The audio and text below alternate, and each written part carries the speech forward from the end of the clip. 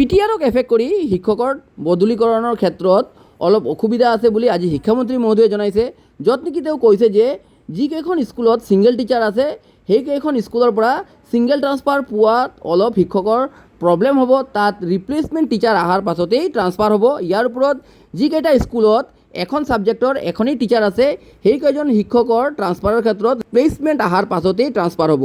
কি কৈছে শিক্ষামন্ত্ৰী মহোদয়ে ডিটেইলছ আপোনালোকে আগত শুনিব পাৰিব। যিসকলে ফাৰ্ষ্ট টাইম মোৰ ভিডিঅ' চাই আছে চেনেলত কাইণ্ডলি চেনেলটোক ছাবস্ক্ৰাইব কৰি ল'ব এই ধৰণৰ মোৰ ইম্পৰ্টেণ্ট আপডেটছৰ কাৰণে, আৰু ভিডিঅ'টো চোৱাৰ লগে লগে এটা লাইক হিট কৰিব। আমাৰ ওপৰত এটা দায়িত্ব আছে যে তেওঁ কোনোবা যিহেতু 7 বছৰ সম্পূৰ্ণ কৰিছে বা মহিলাৰ ক্ষেত্ৰত 5 বছৰ সম্পূৰ্ণ কৰিছে, বদলীকৰণৰ যোগ্যতা অৰ্জন কৰিছে। কিন্তু আইনখনতে দ্বিতীয় এটা কথা আছে যে আমি পিটিআৰটো এফেক্ট হোৱাকৈ আমি কৰিব নোৱাৰোঁ। এতিয়া কোনোবা এজন শিক্ষক, মই কালিও দেখিছোঁ যে তেখেত ফিজিক্সৰ পিজিটি হয়, বিদ্যালয়খনত এজনেই ফিজিক্সৰ টিচাৰ আছে, তেওঁ যোগ্যতা অৰ্জন কৰিছে, কিন্তু মই তাত বিকল্প এজন ফিজিক্সৰ টিচাৰ নিদিয়াকৈ তেওঁক বদলি কৰিলে বিদ্যালয়খনত ফিজিক্সৰ টিচাৰ শূন্য হৈ যাব। বা কোনোবা এখন বিদ্যালয়ত 2জন শিক্ষক আছে, এজনক বদলীকৰণ কৰি দিলেই মানে ছিংগল টিচাৰ হৈ যাব।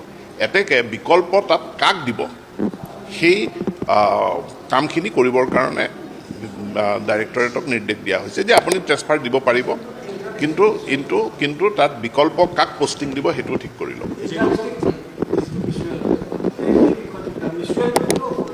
মিউচুৱেলত আমাৰ একো অসুবিধা নাই, এইবোৰ সকলোবিলাক এটা ছিষ্টেমৰ ভিতৰত। কোনেও মোৰ ওচৰলৈ আহিব নালাগে, কাৰ্যালয়লৈ আহিব নালাগে।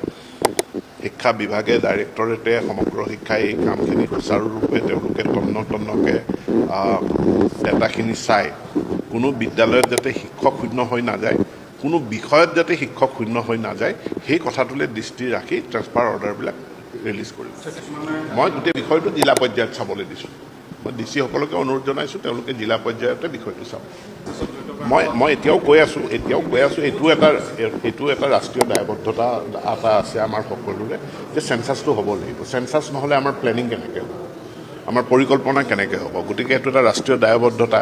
আৰু যিহেতু শিক্ষা বিভাগতে চৰকাৰৰ আটাইতকৈ বেছি আমাৰ শিক্ষক কৰ্মচাৰী থাকে, গতিকে শিক্ষকসকলকে তেওঁলোকে দায়িত্ব দিছে, কিন্তু যাতে ইয়াক এটা অলপ যুক্তিসংগতভাৱে ক'তো ছিংগল টিচাৰ, জিৰ' টিচাৰ হৈ নোযোৱাকৈ মানে যাতে শৈক্ষিক ব্যৱস্থাটোও চলি থাকে, চেঞ্চাছো চলি থাকে, তাৰ কাৰণে নিৰন্তৰভাৱে আমি GED ডিপাৰ্টমেণ্টৰ লগত, চেঞ্চাছৰ লগত, জিলা আয়ুক্তসকলৰ লগত আমি কথা পাতি আছোঁ।